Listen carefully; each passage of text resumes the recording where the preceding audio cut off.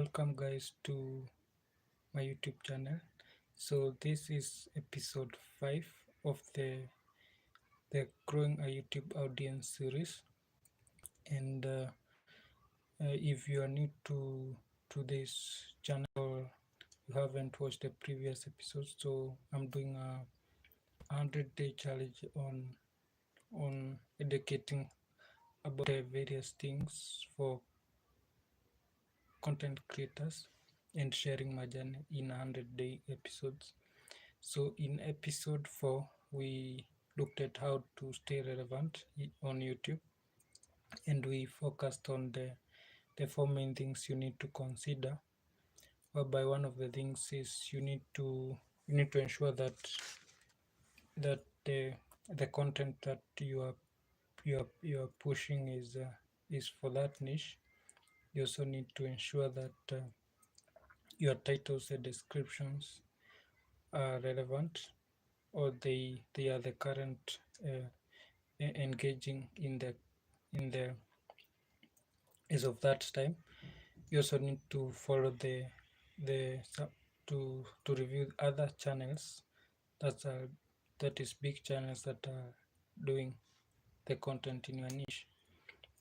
So this video or this episode will be focusing on the how do you identify the big channels in your niche, and what you need to know when following all, because these channels will give you insights of the current relevant content. So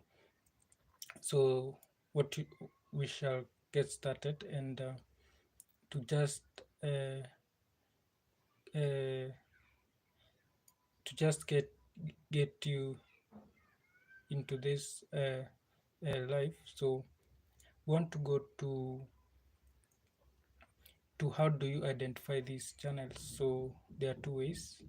So one of the way is that you can use the existing software tools. That is one of the tools you can use is there is a tool called vidIQ. So this will suggest some of these channels. So this tool will come handy. So it usually have a section whereby you can now come and get all those channels that do the content in your niche. So the other thing you can choose to do is to